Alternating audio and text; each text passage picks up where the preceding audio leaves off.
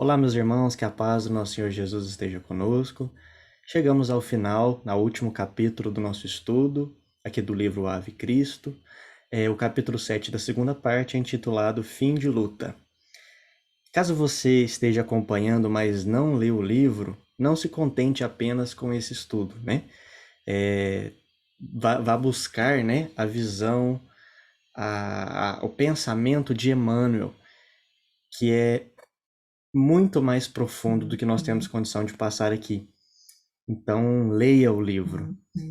Nós vamos trazer algumas questões apenas, reflexivas do capítulo, mas é um capítulo de extrema emoção. Então, vale muito a pena, né, a leitura integral.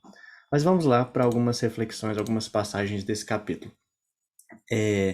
Então, depois de todos os acontecimentos, né, o desencarne de Blandina, o nosso irmão Tassiano, né, o nosso personagem ao longo da história que está cego e acompanhado pelo seu filho adotivo, Quinto Celso.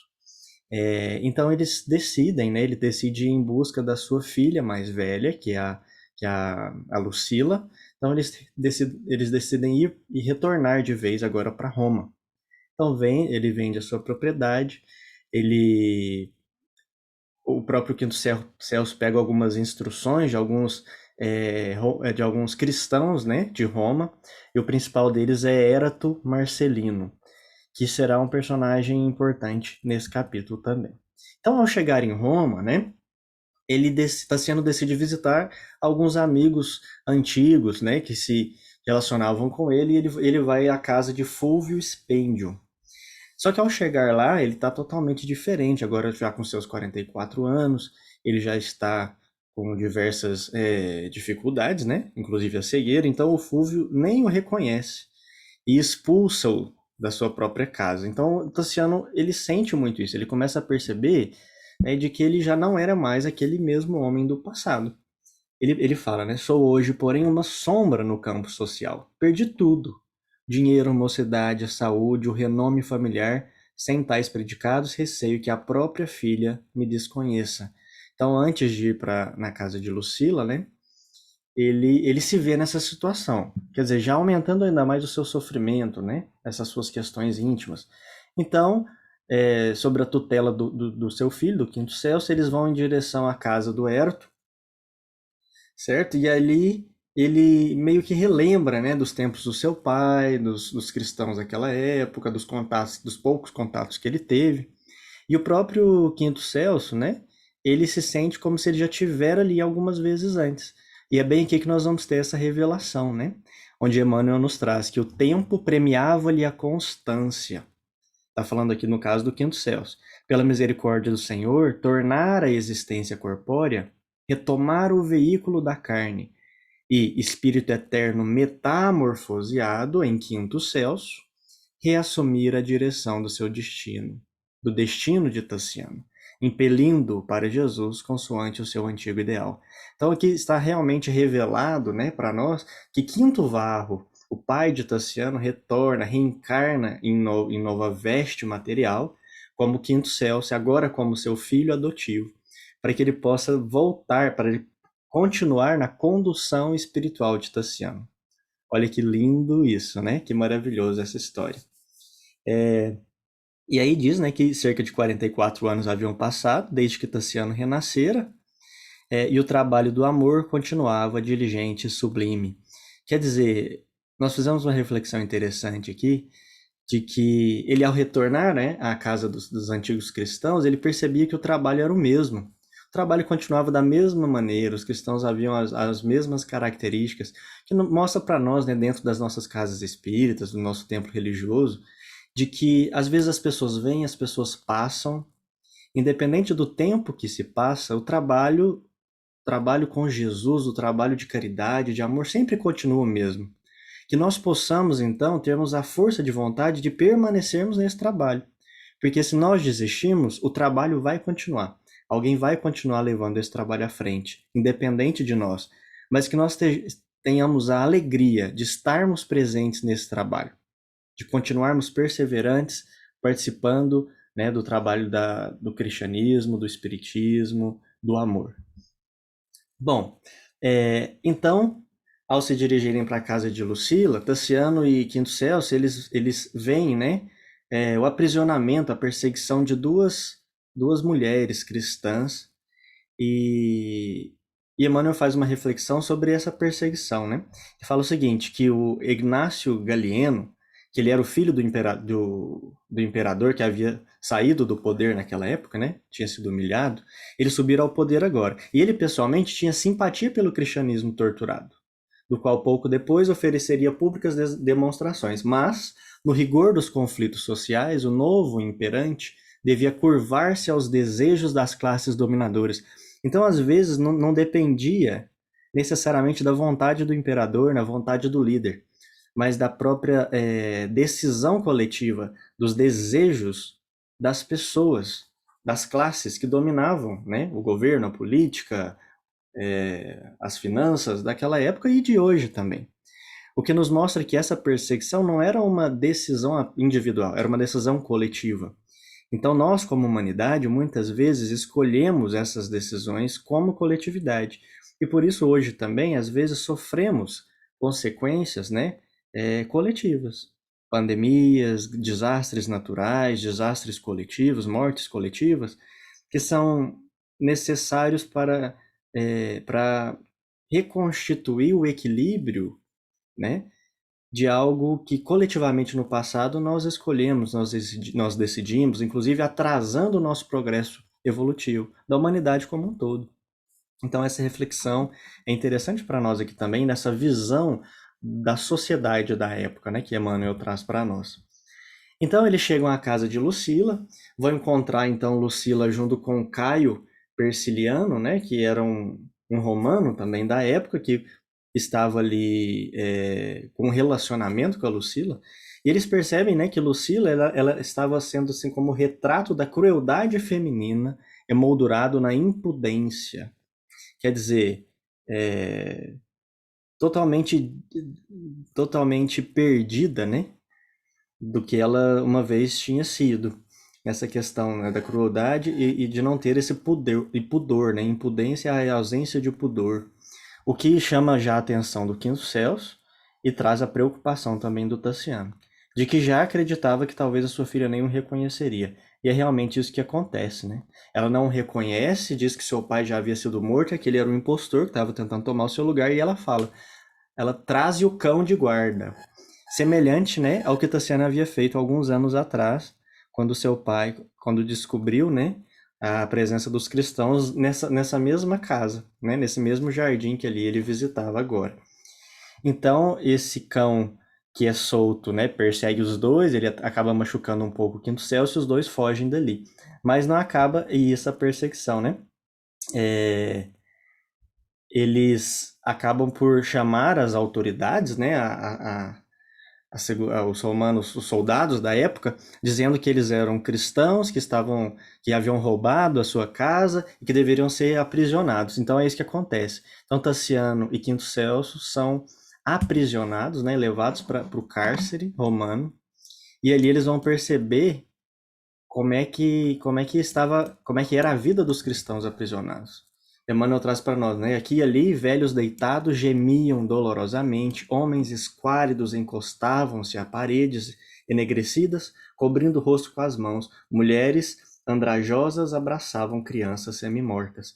Essa era a situação, né? O sofrimento que os romanos tinham que passar por essas perseguições. E aí, a gente vê a visão de Celso, né? Celso encontrou o suave encanto naqueles hinos, mostrando que os cristãos cantavam hinos a Deus, hinos de gratidão. Então, mesmo diante daquele sofrimento, eles impunham a sua fé, o seu amor e o seu carinho e a sua alegria.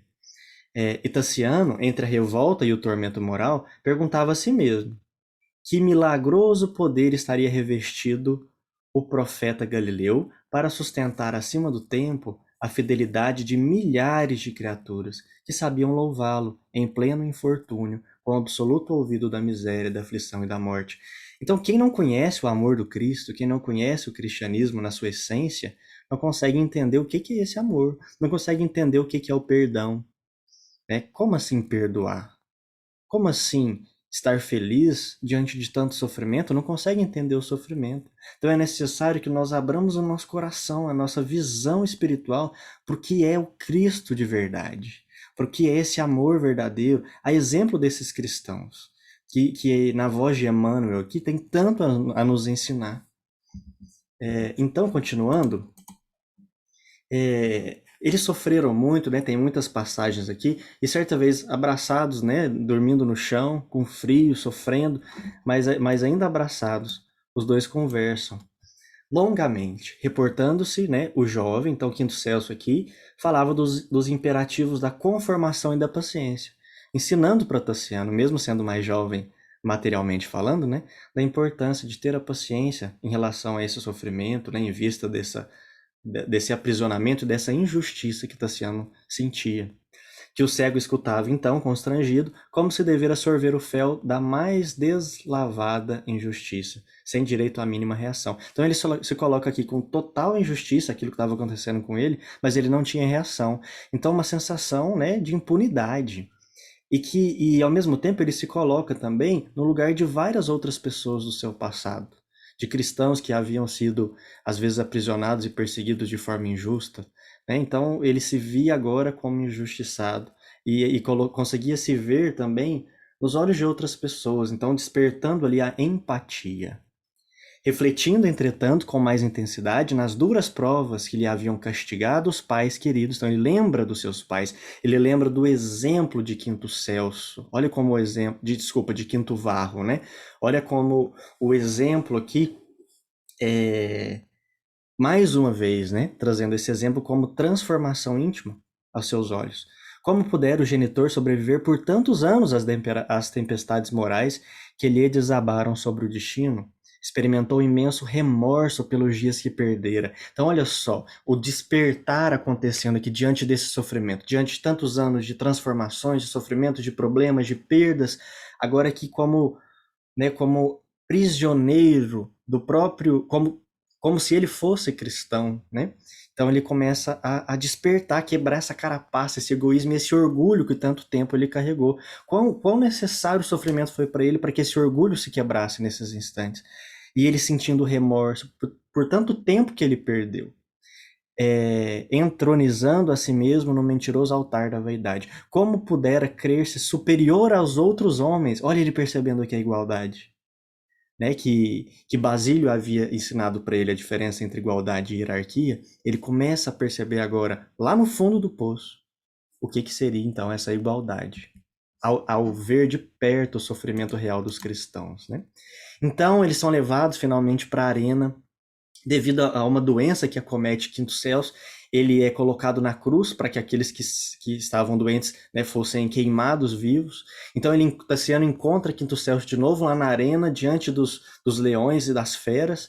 Ele se coloca aos pés do seu filho, né, e com aquele reconhecimento, né, ao céu, pela graça de ser permitido receber a vitória espiritual através do martírio. Então ele começa, junto com os cristãos que têm esse sentimento, né, que se colocam como vitória espiritual aquele instante. Então Tassiano começa a perceber tudo aquilo. E é muito bonito, né, essa questão da vitória espiritual pelo martírio. Então a pergunta para nós é o seguinte: hoje, na nossa vida atual, qual seria a nossa vitória espiritual? Porque não nos é pedido mais o martírio, não nos é pedido mais enfrentar as feras, enfrentar as chamas. Não. A nossa vitória espiritual, será que não seria o trabalho? Será que não seria aquele dia a dia que é lento e pequenino, pequeninos esforços diários, né? São as gotinhas diárias do trabalho, e não mais esse martírio imenso de dar a nossa vida, de enfrentar, né, essas feras, enfrentar tanta perseguição. Hoje nós não temos mais essa necessidade, meus irmãos. Então o nosso martírio é o trabalho. E o que nós estamos fazendo do nosso tempo? Será que nós, como Tassiano, não estamos presos no nosso orgulho, perdendo o nosso tempo e esquecendo de nos doar para o nosso Senhor Jesus através dessas gotinhas diárias que o trabalho nos pede, né? Que a casa espírita, o nosso templo religioso nos pede, a caridade. E aí é dito, né? Ser fiel até a morte e eu te darei a coroa da vida, que foi trazido lá de Apocalipse. E aí nós lembramos, né? Quem persistir até o fim será salvo. Então os cristãos, eles vão até o fim. E eles vão até o fim com alegria. Será que nós estamos indo até o nosso fim, que seja até qualquer tipo de sofrimento, é, com essa alegria, com essa persistência, a persistência no trabalho, a persistência no amor, a persistência na humildade, na renúncia? E aí Tassiano se ajoelha diante do seu filho, né? Pede para que ele o ajude, o ensine a orar para Jesus. Meu filho, e aí ele fala: Eu senti o poder do Cristo em mim. Agora eu também sou cristão. Finalmente Tassiano se dobra ao Cristo. E agora então ele está preparado para começar a sua tarefa, finalmente, depois de uma longa vida de lutas e sofrimentos e muita chicotada da vida, né? Que era necessário para quebrar essa carapaça do orgulho do nosso irmão e que nos ensinou tanto. Tassiano ia erguer a voz, quando patas irresistíveis rojaram no alsaibro argenteado da arena. Então veio uma dessas feras da arena e acaba por tirar a sua vida. E aí ele procura por seu filho, já desencarnado, e ele viu, né, que do poste de martírio emergia não o filho adotivo mais, mas o seu próprio pai, Quinto Varro, que lhe estendia os braços murmurando: Tassiano, meu filho, agora podemos trabalhar em louvor de Jesus para sempre. Ele iria iniciar o seu trabalho, né, junto a Nosso Senhor Jesus. Então, nesse instante, ele passa a ver também todos aqueles que caminharam junto com ele, né? O próprio Basílio com Lívia, a sua filha Blandina, ele viu o escravo Rufo, e ele vê também o primeiro de todos, né? Que era o irmão Corvino, lá no início. Todos esses espíritos e muitos outros ali junto a ele durante o seu desencarne, com aquela alegria. Ele passa a ver essa visão espiritual da alegria dos cristãos, dessa devoção, com um grande estandarte, né? Acima daquela arena de sombras, dizendo: Ave Cristo, os que vão viver para sempre te glorificam e saúdam. Bom, meus irmãos, nós agradecemos muito a participação, né, a paciência de todos nesse estudo. Nós agradecemos muito a Emmanuel e ao nosso querido Chico Xavier por ter nos trazido essa obra-prima maravilhosa que toca os nossos corações. Nós rendemos então sempre glória a Deus nas alturas e paz na terra aos homens de boa vontade. Muita paz.